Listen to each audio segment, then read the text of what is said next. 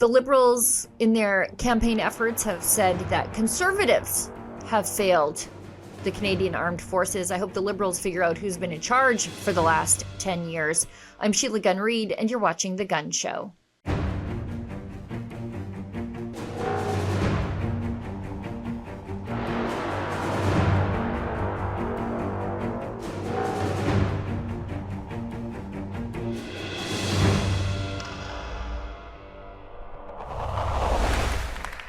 And the first part of Canada Strong, it means an armed forces that are well-resourced and has those very resources at the ready. And we're here, I'm here, to make that happen. Our military is still underfunded.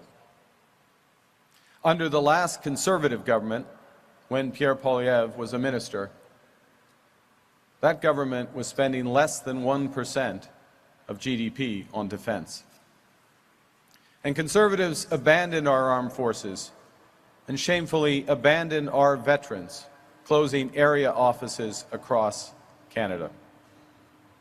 Since then, Canada has doubled down on our national shipbuilding strategy, which right here in Halifax is creating good paying union jobs for Canadian workers. You know, of all the groups I thought the Liberals would know well enough to not campaign on the backs of, it would be the veterans of this country. The veterans of this country have been told by the Liberals over the course of the last 10 years that they are inconvenient, that they're asking for more than the Liberals are willing to give them. You made the promise, and I'll quote it here, "No veteran will be forced to fight their own government for the support and compensation they have earned." Yet you are still currently in a legal battle with veterans regarding equal support and compensation to their peers. You have ISIL or ISIS members coming into a reintegration program. You did a backdoor deal with Omar Khadr with not even stepping into the courtroom. So again, my question is, what veterans were you talking about? Was it the ones that fought for the freedoms and values that you so proudly boast about, or was it the ones who fought against? Because honestly, Mr. Prime Minister, I was prepared to be injured in the line of duty when I joined the military. Nobody forced me to join the military. I was prepared to be killed in action. What I wasn't prepared for, Mr. Prime Minister, is Canada turning its back on me.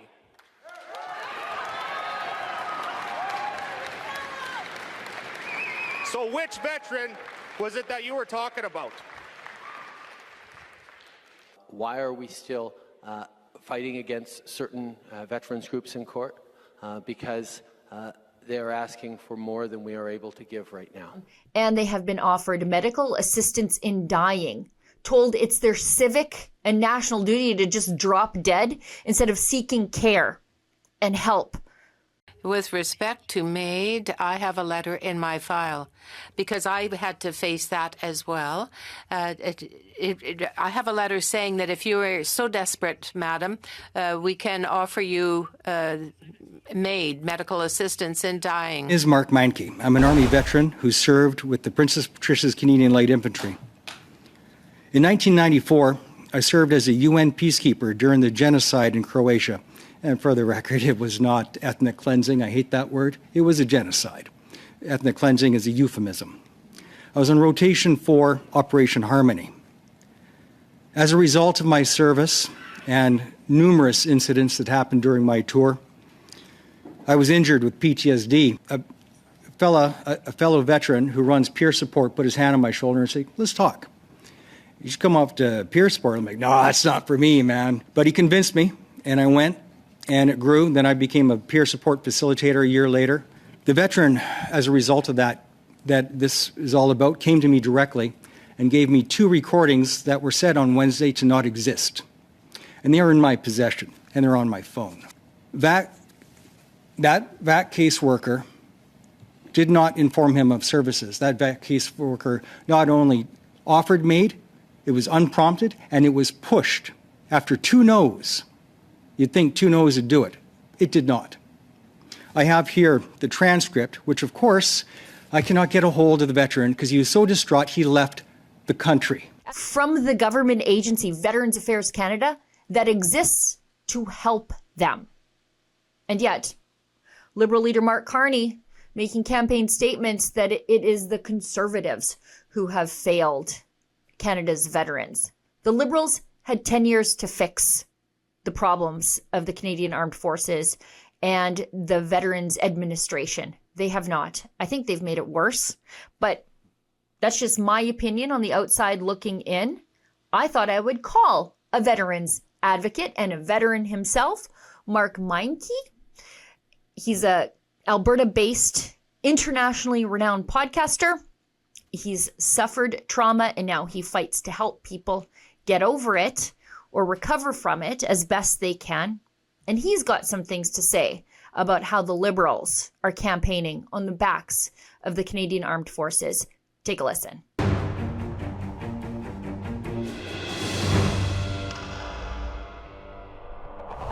So joining me now is my friend and star of one of our documentaries, MAID, The Dark Side of Canadian Compassion, podcaster Mark Meinke. Mark, before I get into all the things I want to talk to you about, tell us a little bit about your podcast, because you are the #1 podcast in the world for trauma recovery. Tell us about it. And importantly, how can people find you and support your work? I think that's so important. Well, thanks. And thanks again for having me on. Every time I get a little bit of extra exposure, there's a chance you might be saving a life, because for a lot of people, my show is all they got, and you got to meet people where they're at. And if where they're at is my show, then perfect. So the show, basically, it started as an augment to peer support, because when I started my healing journey in 2017, after going 23 years without being diagnosed after a war that I was in back in the 90s, I wanted to share that healing journey. And it just grew and grew, and it turned into advocacy, which I didn't see coming, but it just sort of happened. And that's why I'm on here today, talking a little bit about advocacy, because when I became a center point of the veteran community, people just start coming to me and telling me their stories. And that's how I found out about veterans being offered MAID. And so the show covers that as well. It's mostly an aggregate for resources, though. So I find every resource I can for veterans healing, and I bring it to the show. I give them a platform. And isn't it sad that somebody had to, nobody else thought of that? To me, that should be the job of Veterans Affairs Canada. They should be looking around and compiling a list of every resource imaginable, but they don't. And even though I'm in my 6th year of doing this, they've never given me a call. I've invited them probably a dozen times to be a guest. Nope, won't touch me. It's the strangest thing. I can get just about any conservative on the show. The only one I haven't got yet is Polyev. I got everybody else, and including the active serving Chief of Defense Staff when Wayne Eyre was in, and a former Chief of Defense Staff, Rick Hillier. So I get the guests, but I haven't got one member of the Liberal Party, despite all of the invites. I don't know why they don't like us. I just don't get it. It could have something to do with your explosive Veterans Affairs Committee testimony, where you exposed the angels of death at Veterans Affairs for trying to, I think, clean up their wait lists and do as little work as possible for the exorbitant salaries that they get by offering Canadian veterans MAID instead of the help the Canadian government is required to give them. You exposed Veterans Affairs for breaking the sacred covenant Canadians have with our veterans. And the government is the sort of keeper of that covenant. Canadians love and support our veterans, but you exposed the government for not holding up their end of the bargain. My name is Mark Meinke. I'm an Army veteran who served with the Princess Patricia's Canadian Light Infantry. In 1994, I served as a UN peacekeeper during the genocide in Croatia. And for the record, it was not ethnic cleansing. I hate that word. It was a genocide. Ethnic cleansing is a euphemism. I was on rotation for Operation Harmony. As a result of my service and numerous incidents that happened during my tour, I was injured with PTSD. fellow veteran who runs peer support put his hand on my shoulder and said, let's talk. You should come up to peer support. I'm like, no, that's not for me, man. But he convinced me, and I went, and it grew. Then I became a peer support facilitator a year later.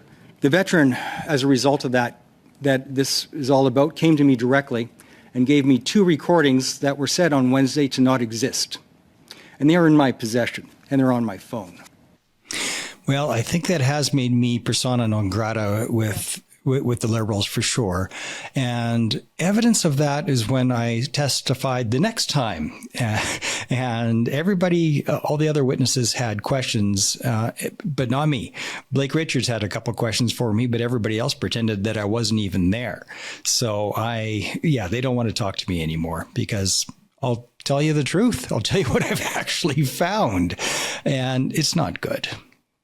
Why don't you go into a little bit about that? Because one of the reasons I reached out to you was the Liberals are now campaigning as the saviors of the Canadian Armed Forces and the helpers of our veterans. So why don't, before we get into your opinions on that, why don't you tell us some of the things that you uncovered in your work advocating for veterans? Well, first I'm at a center point in the veteran community. So because of that, I get all the crossfire. And part of that crossfire just yesterday was former General Rick Hillier, the former Chief of Defense Staff, commenting on Carney's wild claims that conservatives are bad for veterans and Liberals are wonderful for veterans. And the overall response has just been people doing backflips going, what are you talking about? That is the opposite of the truth. It's just, and to back up the clock a little bit, I served in the dark decade in the 90s, where it was forced reduction plan. So they were paying people to get out, to retire early, and they slashed the forces. I forget what the numbers were in the late 80s, but I think we had like 160,000 members of the military. That's land, air, and sea, so super tiny. And now I think we're at like 40 or 50,000. Like, it's just ridiculous. We are so tiny. And the barrier to entry is a bit silly as well. My oldest boy is in the reserves, but holy smokes, to get in the reserves, he started the process when he was 15 years old, and they made him kind of restart it. And so he couldn't even get it going until he was 16, because at 16, you're allowed to join. But why can't you start the process early so that on your 16th birthday, you can just hop on in? Just all the bureaucratic barriers to entry are ridiculous. And right now, he can't even get on his trades course. They don't know when the next one's going to run or how it's going to run because there's no budget for it. And this is our reserves that you have to support. That's a big part of our military, but they're flailing. Everybody that I talk to that's still serving, the training budgets are absolutely ridiculous. And it's always been that way. And anybody that's been serving for 30, 35 years, like a lot of my friends have, that they'll tell you every time the Liberals get in and there's no budget. And conservatives get in, it gets better. Not great, but better. So, yeah, there's no Liberal saviors when it comes to the veteran community, and certainly not the active service community. For goodness sakes, how many times did Trudeau skip Remembrance Day ceremonies? I think he went to 2 out of 9, something like that. You'd have to fact check that, but it seems about right to me. Yeah, I mean, I think a lot of Canadians who at least know somebody who has been in the CAF or someone who's trying to join the CAF. I mean, there was a young man close to my family, and he went to basic training early this year, and he would have been accepted much sooner if he had told them that he was gay. Instead, he was just a young man who wanted to serve his country. He met all the fitness requirements. This is something that he has considered for years and years and years, but he didn't check any woke diversity boxes, so he got sort of shuffled down the list over and over again. And I want to ask you about that, this emphasis on wokeness and the lowering of the recruitment standards. I'm not sure how that makes us more ready for deployment.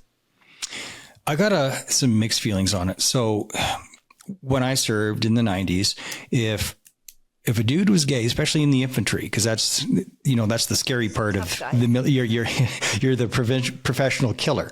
So there was nobody that was out then. But not that long ago, I met a fella that served in my regiment in the Princess Patricia's Canadian Light Infantry, and he was openly gay. He was dating a friend of mine, and I asked him about that. So, like, how's that go? Like, are you getting a rough ride? Or it's like, no, everybody leaves me alone. Nobody gives a shit. Like he behaves appropriately, nothing silly, and he gets treated with respect. All anybody cares is, can you do your job? Right.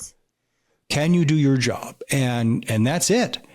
So, and the big strapping dude too. I remember him, but yeah. So, I mean, that's only one story from one fella, but to me, and from the people that I know, I don't know of any gay haters that are veterans. I don't think I've even met one. No. It's quite the opposite. We just don't care. Do your job. Are you a decent person? Can I trust you in a firefight? That's it. That's all anybody cares. But there's this perception of toxic masculinity, and I just don't get it. I mean, my best guess, if I ever have a chance to talk to Jordan Peterson, I'll ask him to psychoanalyze it. But it seems like the Liberals are usually full of betas, and they resent the alphas, because they see somebody that they aren't, that they wish that they were, and they pretend to be, but they are not. And the impression, especially with combat arms trades like the infantry, is, oh, these are the alphas. And I'm not an alpha, so I'll just call it toxic masculinity and resent it because I can't be it. That's my best guess anyway, with my 2 years of college.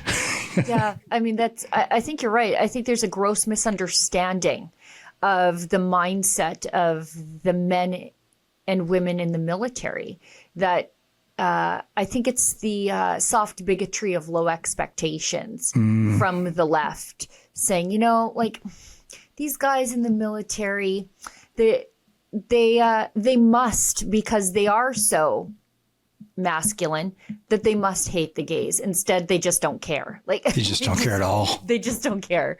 That's what I think. And I see it a lot of times, because you sort of get that soft bigotry of low expectations directed at women too, from the Liberals. Like, we need their help to succeed. We need them to protect us because we couldn't possibly take care of ourselves. They need to draft gun policy to protect us, but their gun policy is just, taking away firearms from me and my daughters. Things get flipped on their head because they don't. I think the left doesn't really talk to us, so they don't really understand us. Best way to protect women is to give them gun rights. Thank you. It's pretty simple. Yeah. I mean, Sheila, you're in awfully good shape. I had you on the arm wrestling table. I know you're strong, but I'm sorry, darling, you don't have a chance against me in a fist fight. Exactly. But with a gun, that's the great equalizer, and then I don't have a chance of hurting you. Right. So women should be promoted to be able to conceal carry. And I know that would make most Canadians' heads explode, but I believe that. Not mine. It makes sense to me. When I go to the United States, especially those states that border Alberta, and you see people with a pistol on their hip at the grocery store, man, beautiful. I love it. the sparkly belts that I would wear. So because I had a pistol on my hip, I would be. I'd wear a sparkly belt too. Yeah, I'm tired of keeping my cell phone in my concealed carry pouch of my purse. Now, I want to talk to you about statements of Mark Carney as we're recording this on Friday morning. Earlier this week, about how conservatives have failed veterans and Liberals are the ones to really help veterans in the Canadian Armed Forces. I hope he finds out who's been in charge the last 9 or 10 years so that he can talk to them about how I think, and I mean, I'm just an outsider looking in, how I truly believe that the Liberals have failed our veterans, from offering them euthanasia instead of help, to telling them that they're asking for more than they can give, to failing to address the issues of recruitment and then retention. I think by gross misunderstanding of the kind of people who want to join our military. And, just the idea that we have people who are living on our military bases who are accessing food banks. There are serious problems with the Canadian Armed Forces, with how Canada treats our veterans, and the Liberals had 10 years to fix it. If we go back to 2006, that's when the Veterans Charter flipped and the pension for life disappeared. So anybody that was injured before that, like my friend Tommy Anderson, and that had his legs blown off on our tour, he was covered for life, guaranteed, no worries financially. But after 2006, not so much. Now they've got a couple of programs that are kind of replacing it, but it's not clear cut, and you got to fight tooth and nail to get it. But right now, if you get your legs blown off, there's some gray area on how that's going to be handled.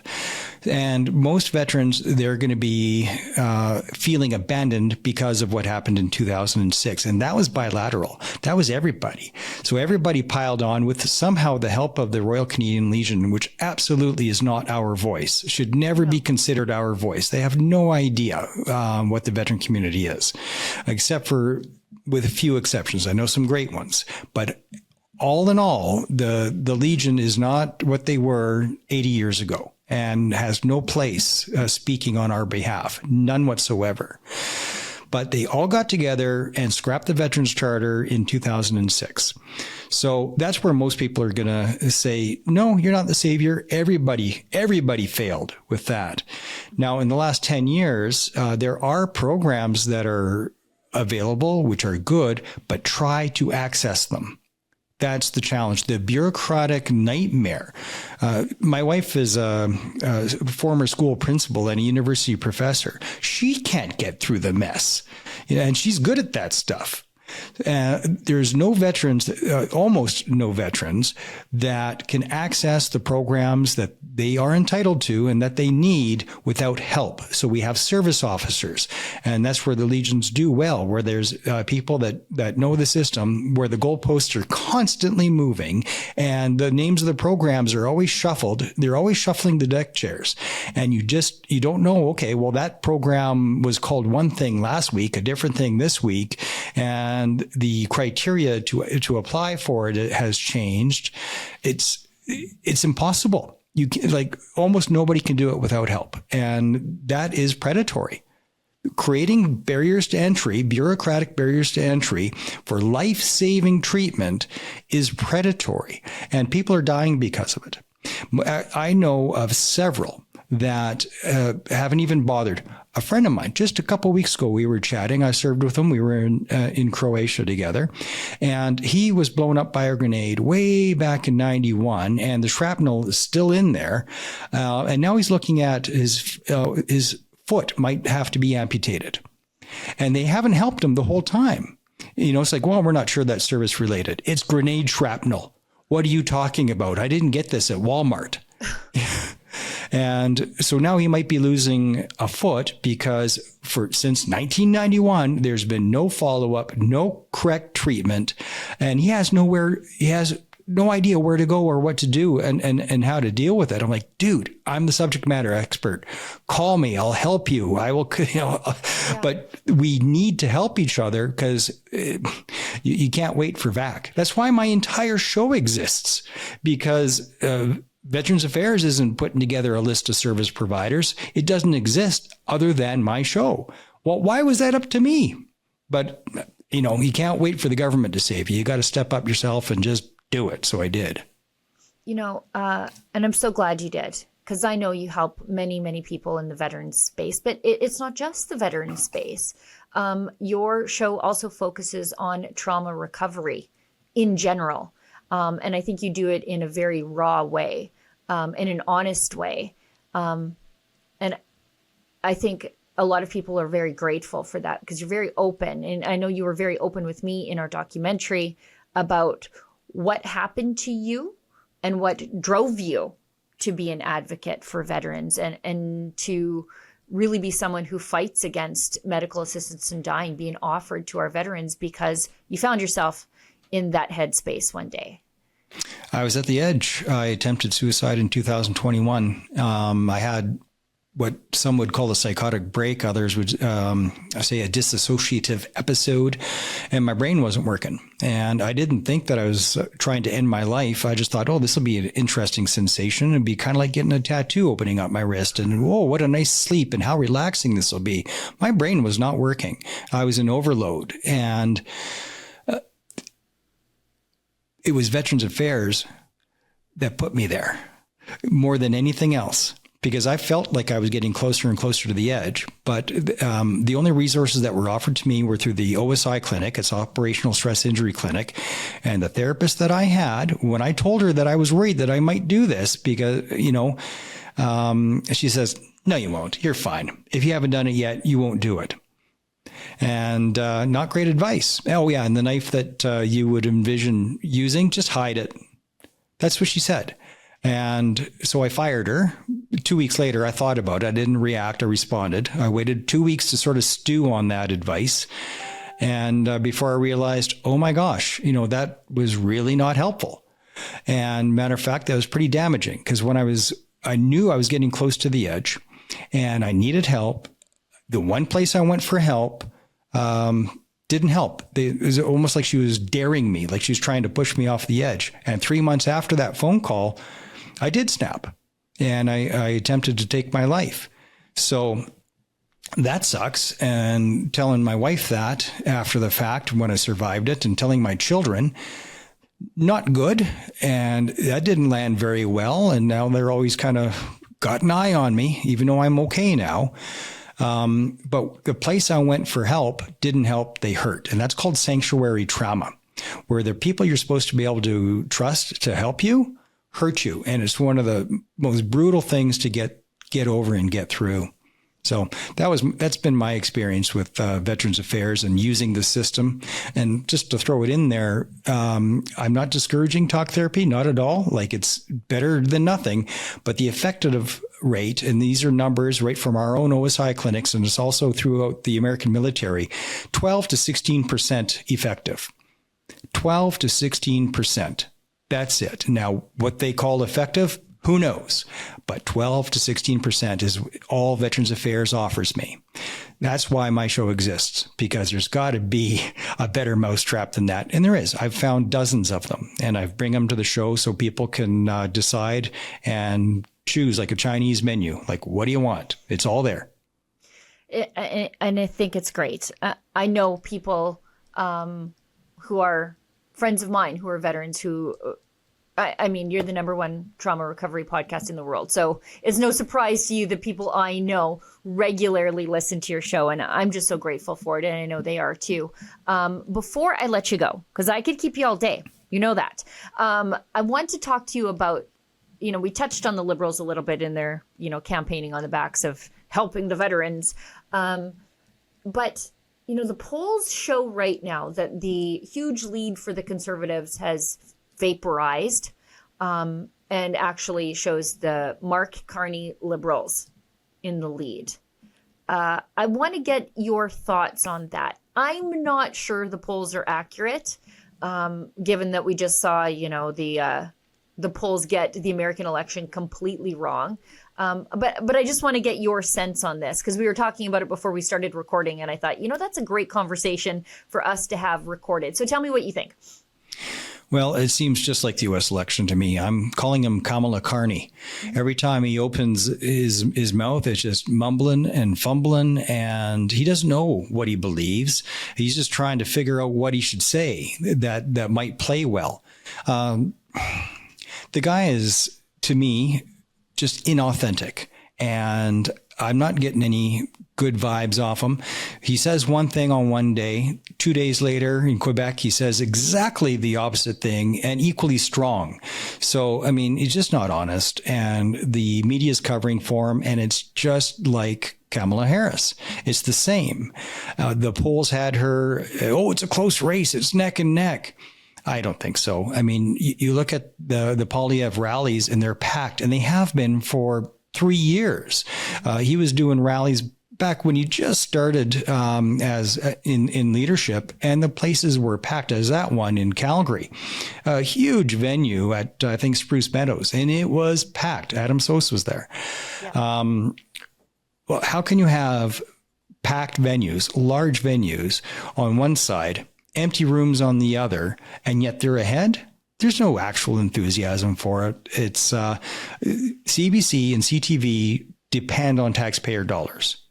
So this is their final gasp, because they know full well that Pierre's going to keep his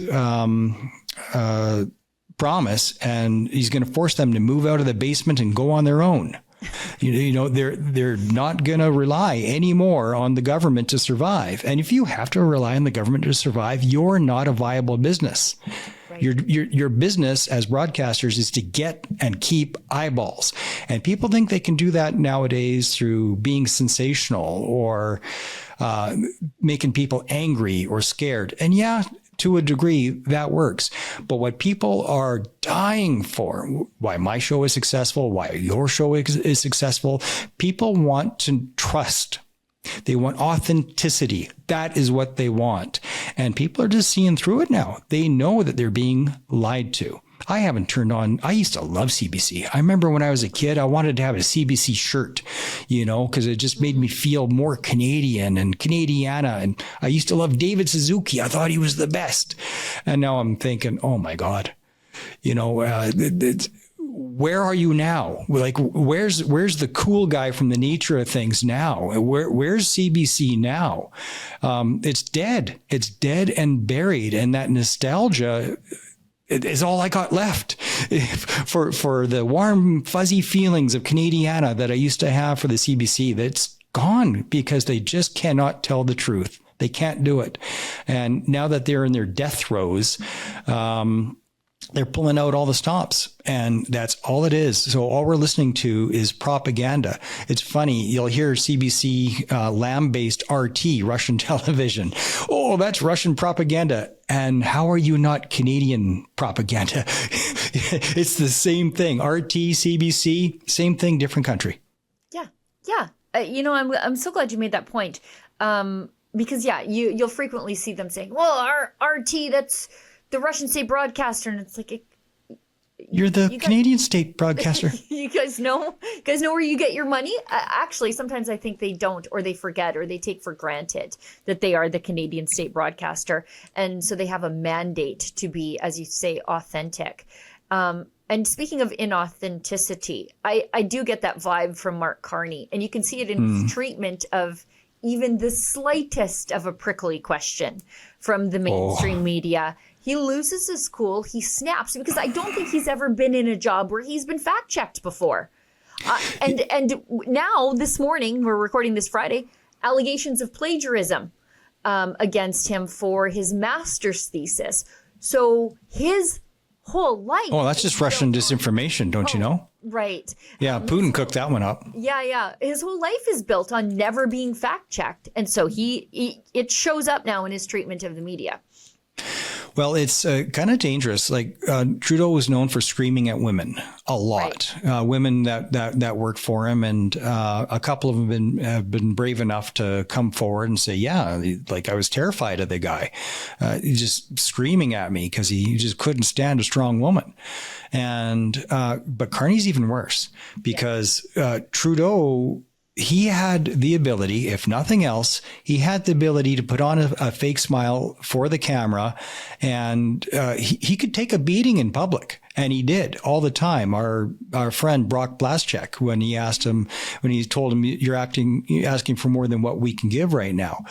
I mean, Trudeau actually handled that as well as anybody could. And he goes places and people are screaming at him and spitting at him. And he handles it like an adult, actually. It's kind of impressive. But that's not Carney. Carney cannot take Rosemary Barton. Is there a human being on earth that is more friendly to the Liberal Party than Rosemary Barton? And he just talons out, claws out, attack, and the entire machine got behind, let's attack Rosemary Barton. I tell you, they will eat their own. I'm complying with the rules in advance. Point final. Are you saying you are not open to any conflict of interest? Yes. Trump spent most of his life in the private sector. There's no possible conflict of interest in your assets. It's very difficult to believe. Look inside yourself, Rosemary. I mean, you start from a prior of conflict and ill will. I have served in the private sector. I have stood up for Canada. I have left my roles in the private sector at a time of crisis for our country. I'm complying with all the rules. Your line of questioning is trying to invent new rules. I'm complying with the rules that Parliament has laid out and the responsibilities of the Ethics Commissioner. And I will continue to comply with those rules. If you step out of line one little bit, they will eat their own. And Rosemary Barton is the perfect example. God, I mean, she couldn't be more liberal bias, and it's still not enough. Just a little bit of pushback from Rosemary, and the whole machine came down on top of her. Unbelievable. Yeah, and it was funny to see the liberal tribalists go after her as though she doesn't have an entire career of polishing liberal turds. I mean, she's the woman who took the selfie with Justin Trudeau. But for them, all of a sudden, she was a conservative plant. That's how tribalist some of these liberal supporters are. It's insanity. And I think what we just uncovered here is the biggest difference between the left and the right. We don't eat our own. Yeah. Here we are defending Rosemary Barton, of all people. Right. And we're defending her, right? Indian in the cabinet. What's her name? Jody Wilson-Raybould. Yeah, and we defend Jody Wilson-Raybould and Jane Philpott. These are not people that are on our team, and we defend them. Mulcair. I was like, Thomas Mulcair, you're making a lot of sense these days. Yeah, he sounds reasonable. Right. And so we will cheer you on if you're on. We will cheer you on if we think you're right. And we see them. I think, or if we think you're wrong, but we can see that you're being mistreated. Right. We still think you're wrong, but we can see that you're being mistreated, and that's not right. That's not okay. So we will defend people on the other side, whereas people on the other side would just rather see us drown. It wouldn't cross the street to pee on us if we were on fire. And that's the difference between the two sides. Yeah. That's such a good point. I see this all the time with the mistreatment of our Rebel News journalists. People who complain about mean tweets directed at CBC journalists are completely silent when they see David Menzies get arrested or roughed up on the street because they just can't see past their political tribalism to see what's right and what's wrong. And I hope I'm never like that. I just did a little monologue that I shared on Instagram talking about how important it is to not pick a team and stick to it no matter what. Right. I have voted, I think I voted Green Party one year on a lark. I was an actual member of the NDP when Jack Layton was in charge because I kind of liked Jack. I found out later how corrupt he was, rest in peace. But at the time, he's the only one that made any damn sense to me at the debates. So I voted orange. I even had a party membership. Pretty sure I voted for Kreichen way back, and that was a mistake. Look, he strangled a hippie. I'll always love him for that. The Shawinigan handshake, I will always love him for that. That and didn't his wife club a burglar over the head with a lamp? Yes. Like, fantastic. So I'll always love him for that. But the point is that if you are a liberal for life, or you are a conservative for life, or in anything for life, if your party goes crazy, you're going crazy with them. Right. You know, like call balls and strikes, and don't be just brain dead following your team no matter what, because teams change, leaders change, ideologies change, and they have. These are not the liberals. These are not the Christian liberals. You know, not at all. There's something else entirely. I'll give you my own example of this. Actually, I have two. Danielle Smith, when she crossed the floor when she was with the Wild Rose, I was the most vicious person you could find against her. Yeah, that one hurt. Yeah, I found what she did was an absolute betrayal of the grassroots. And she figured that out for herself too. Now, what a story of redemption. Because, and a lot of people who were vicious like me to her, they are her biggest supporters right now. She's forgiven. Jason Kenney came in the other direction, came in as someone who's going to, you know, fight back against federal government overreach and advocate for rights and religious freedom and our charter values. And then when he was tested during COVID, he completely failed. And people who were like, yep, I like Jason Kenney, became his biggest critics, me included. So I think it's important that you don't park your values somewhere and keep them with you, but don't put all your trust in kings. Hypocrisy killed Kenny. Oh, yes. Hypocrisy killed Kenny. I'm trying to do a South Park reference there, but it was unbelievable. He was so strong. Mandates can't do that. I don't even think that's legal. 2 weeks later, mandates. Yeah. What even is a vaccine passport? Oh, here's your vaccine passport. We're just calling it something different, like 10 days later. Yeah. Well, somebody must have got to him. I mean, that's such a crazy flip flop. Doug Ford did the exact same thing, like a wild 180. And somebody had a chit chat with them. What was the leverage? I don't know, but there was leverage. There always is. We don't know everything, I guess. Mark, like I said, I could talk to you forever, but please tell people how they can find out more about the work that you do. To help veterans, more about your podcast and how they can support you. Because this is a job for you too. Everybody says it, but they say it for a reason. If you want to help save a life or more, like, follow, comment, subscribe, leave a 5-star rating on Spotify. By doing that, it helps other people find the resource. So you're shining a beacon of hope by supporting me, by liking, following, subscribing. My YouTube channel freaking sucks. I have 2 of them. And I've had like one good video on there. That's when I had Danielle Smith as a guest. Other than that, and then the other fantastic videos when I had Sheila Gunn Reid on. But other than that, my YouTube sucks. So please help me out on there. Spotify as well. Leave a rating. The mission is to save lives and relieve pain by making help for PTS injuries easily accessible. The vision is of a world where the path to recovery is clear. So if that sounds good to you, the mission and vision, join me on that mission and support, like, comment, subscribe, and share like the sugar bear, because sharing is caring. Thank you so much, Mark, for the work you do for Canada's warriors. I know you save lives every single day, and I'm just so grateful for it. Thank you, my friend.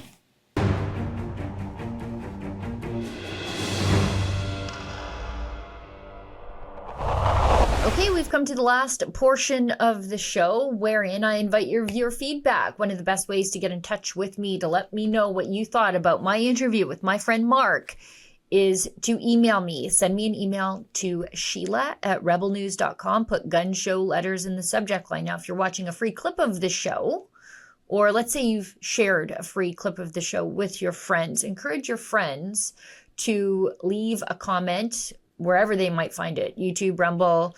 That way it helps us get more recognized in the algorithms so that more people see our work, and maybe those people will be converted to be Rebel News Plus subscribers. That's the goal anyway. Because sometimes I go and I source the comments from over there because I want to know what everybody is saying. But this one actually comes from the mailbag. It's from regular viewer, regular Rebel News super supporter Bruce Atchison, who is in beautiful Radway, Alberta, just about an hour and a bit north of the capital city. And Bruce says, "Hi, Sheila. Oh, I should tell you, this is on last week's show with my friend Robbie Picard from Oil Sands Strong and Oil and Gas World magazine, talking about the Liberals' sudden come to Jesus moment on pipelines, as if they support pipelines after 10 years plus of doing their best to kill them. And how the Liberals have failed Indigenous people." Let's hear what Bruce has to say. "Robbie really hit the proverbial home run tonight. Carney is an ersatz prime minister with no mandate from the people. If the lying Liberals do get in, mainly through Ontario and Quebec's fools voting for them, I'd be happy to become an American." I think a lot of Albertans feel that way. A lot of Albertans might be shy to say it, but I think a lot of them do. "For too long, we've been dominated by folks living along the St. Lawrence sewerway. I'm praying with all my might that Pierre Poilievre wins." That's a good tip, too, about conservative politicians showing their human side. That's one thing that Robbie tries to do, is he tries to humanize the right. We're painted as robotic villains by the in touch with their feelings liberal left, and not just conservative politicians, but conservative people in general. The media has a bizarre perception about us. We're very family oriented by and large. We like kids and we're warm people, but you wouldn't know that if you got your news from the mainstream media. And so Robbie tries to do a bit of undoing of that sentiment through Oil and Gas World magazine. I've been in Oil and Gas World magazine.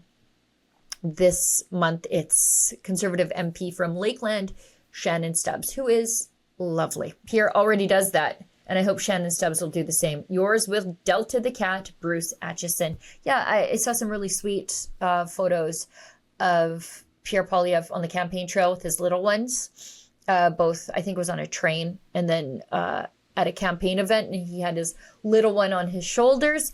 And the comments from the left were absolutely deranged. They were terrible. They were saying stuff like, you know, this is not the campaign trail is not a place for children. Really? If Poilievre is campaigning on being in touch with the issues that face young families in Canada, like public safety, the cost of living, affordability, immigration, taxes, then it is nice to see him with his young family. And only a crazy person looks at a father being playful and engaged with his young children and sees something wrong. As I said on X, it's like a Rorschach test for psychopathy.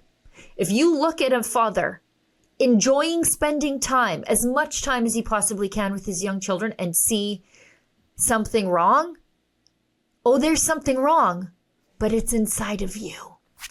Okay, well, everybody, that's the show for tonight. Thank you so much for tuning in. I'll see everybody back here in the same time, in the same place next week. Please subscribe to Mark's podcast.